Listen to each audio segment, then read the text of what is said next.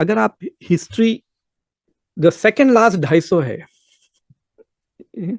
उसमें, और उससे पहले कभी भी चले जाएं आप तारीख में, India and China contributed nearly half the global GDP.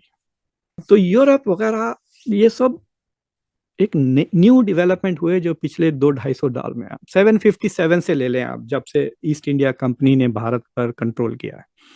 India अगर भारत पे कंट्रोल नहीं करता, लेट्स से कि औरंगजेब मार की इनकी जो पिटाई की थी ना उसने, दोनों की, मतलब पोर्चुगीज की भी और बर्तानिया की, he should have kick them out.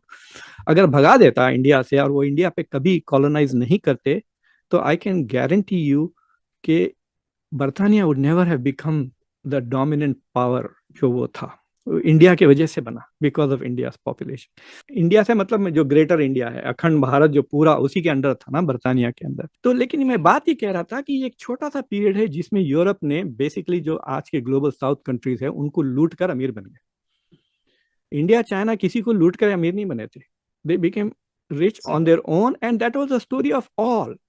मतलब they use to conquer and all, वो तो चलते ही रहता था, बट ऐसा सिस्टमैटिकली जिस तरह से यूरोप ने लूटा है ना ग्लोबल साउथ को। देखिए स्लेवरी भी हर जगह प्रैक्टिस हुई, लेकिन अमेरिका में इंडस्ट्रियल लेवल पे प्रैक्टिस हुई, इसलिए वो लिटरली प्रोड्यूस करते थे स्लेव्स को।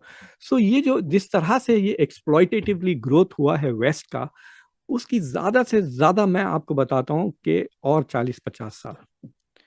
And that is only if India alliance with the West against China, तो ये वेस्ट चलेगा। लेकिन अगर इंडिया चाइना के साथ अलाइन भी ना करे, लेकिन पंगा ना करे, then the west is finished without, because India के पास अब 100-200 मिलियन ऐसे लोग हैं जिनकी lifestyle is European level lifestyle आ गई है। जो 90% गरीब हैं, बस 10% तो अमीर है ना।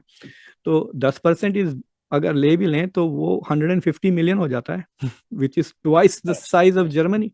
तो it's a big market. So imagine कि अगर वेस्टर्न कंट्रीज इनको बेच सकते हैं, इनके साथ रिलेट कर सकते हैं, प्लस अमेरिका जर्मनी से ब्रेन ड्रेन नहीं करता, इंडिया से ब्रेन ड्रेन होता है। ठीक है। So there is a lot of things that the west is getting, not just. भाई मैं आपको एक बताता हूँ, मैं गैले नाम के एक शहर में गया था इन नॉर्दर्न आयरलैंड, आयरलैंड में, आयरलैंड मुल्क में।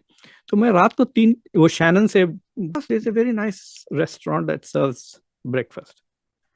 मैं सामने रोड क्रॉस करके उसमें गया तो गैस क्या, सारे देसी बैठे हुए हैं आयरलैंड में। ये और मैं 10-12 साल पुरानी बात कर रहा हूँ, जब आयरलैंड गरीब मुल्क था।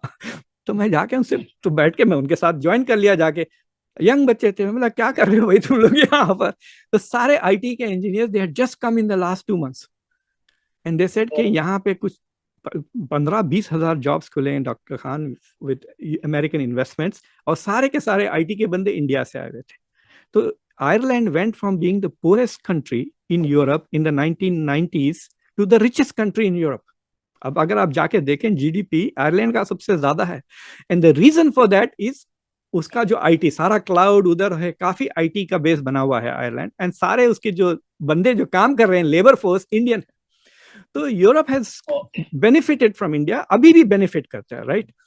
तो मेरी बात यह है कि अगर यूरोप के साथ इंडिया मिल जाता है चाइना के खिलाफ, देन वेस्ट का ज्यादा फायदा होगा, इंडिया का नहीं होगा उतना। लेकिन अगर इंडिया समहाउ समझौता कर लेता है चाइना से, which is going to be very difficult, it is not easy, India should not rush to them. India should just say ठीक है, आपसे हमको चाहिए मदद। So what India needs to do is कि घुसे मत आप जाकर, बस अपनी एतबार से रहें, डोंट रश। ये जो रश टू डेवलपमेंट जो है, थोड़ा सा ठीक है, विकसित भारत 2050 में हो गया तो क्या प्रॉब्लम है आपको? अगर इज्जत से आप 2050 में पहुंच गए विदाउट डूइंग चमचागिरी of one of the super powers, then what's wrong with it? So I think India needs to maintain equidistance की जो पुरानी बात जो करते थे ना, तो वो करें, बट रिकग्नाइज के आप, you need both, you need the western markets and you need, आपकी सप्लाई चेन में आप बीच में है, China is below, and it's like that, whether it is IT services या दूसरे मैन्युफैक्चरिंग। अगर इंडिया को मैन्युफैक्चरिंग हब बनना है दुनिया का, तो कहाँ बेचेंगे? वेस्ट में बेचेंगे ना आप, ग्लोबल साउथ में कितना बेचोगे? कि इंडिया अपना जो रिएक्शनरी तरीके से अपनी फंडामेंटल फॉरेन पॉलिसी बदल रही है, running towards Russia and China, because Donald Trump ने 2-3 बातें कर दी जो आपको पसंद नहीं आ रही है या परेशान कर रही हैं। I think that should not be the case.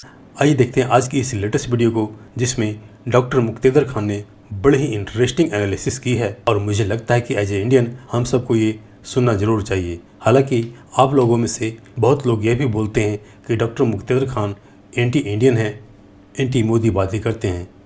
तो सबसे पहले डॉक्टर मुक्तेदर खान एंटी मोदी हैं, इसमें कोई शक नहीं। और उसकी मेन वजह आप जानते हैं कि डॉक्टर मुक्तेदर खान है, यानी एक मुस्लिम है। मैं सभी तो नहीं, लेकिन जो भारत से जुड़े अधिकतर मुस्लिमों का जो माइंडसेट है वैसा उसे हमें समझाने की ज़रूरत नहीं है। लेकिन जहाँ तक उनकी बातों से मुझे लगता है कि वो एंटी इंडिया तो नहीं है, लेकिन ये भी नहीं कह सकते कि वो बिल्कुल भारत के सपोर्ट में हैं। और इनफैक्ट अगर हकीकत देखें तो ये ज़रूरी नहीं कि डॉक्टर मुक्तेदर खान भारत के सपोर्ट में ही रहें। और उसका मेन कारण यह है कि डॉक्टर मुक्तेदर खान भले ही भारतीय मूल के हों, लेकिन वो भारतीय नहीं हैं। वो भारत का सिटीजनशिप छोड़ करके अमेरिका की नागरिक बने हुए हैं। वो वैसे है कि ऐसे में हम एक्सपेक्ट नहीं कर सकते कि डॉक्टर मुक्तेदर खान अमेरिका को छोड़ करके भारत की सपोर्ट में आए। लेकिन यह ज़रूर है कि डॉक्टर मुक्तेदर खान जो पाकिस्तानी मीडिया से बात करते हुए कभी कुछ बातें करते हैं, उनमें से कुछ हिस्सा ज़रूर लॉजिकल होता है और वही पार्ट मैं आपके सामने लाता हूँ। तो दोस्तों आइए देखते हैं आज की इस वीडियो को। जब से डोनाल्ड ट्रंप ने धमकी दी है कि मैं आपके ऊपर टैरिफ लगा दूंगा, आप देखिए भारत की जो स्पीड है पार्टनरशिप्स की वो तेज़ हो गई। और ये इतनी बड़ी जियोपॉलिटिकल चेस मूव है जिसने सबको हिला के रख देना है, ये मैं गारंटी देता हूँ। जो जिस तरह से ये एक्सप्लॉइटेटिवली ग्रोथ हुआ है वेस्ट का, बर्तानिया would never have become the dominant power जो वो था, इंडिया की वजह से बना। प्लस अमेरिका जर्मनी से ब्रेन ड्रेन नहीं करता, इंडिया से ब्रेन ड्रेन होता है। तो Ireland went from being the poorest country in Europe in the 1990s to the richest country in Europe, and the reason for that is Indian. Nikki Haley ने Trump प्रशासन को सख्त चेतावनी दी है।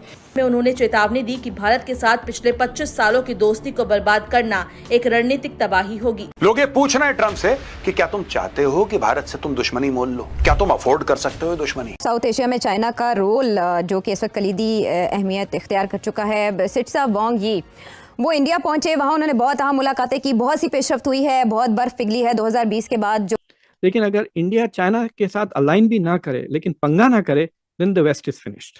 अमेरिका ने भारत को बराह-रास्त, ट्रंप ने बराह-रास्त धमकियां दी, लेकिन भारत ने किसी भी धमकी को खातिर में नहीं लाया। और अभी जो गुफ्तगू की है जयशंकर ने, जो कि फॉरेन मिनिस्टर हैं भारत के, तो इस सूरत हाल में सिर्फ बात कर लेना वो जो है वो भी एक बहुत बड़ा पहाड़ लग रहा है।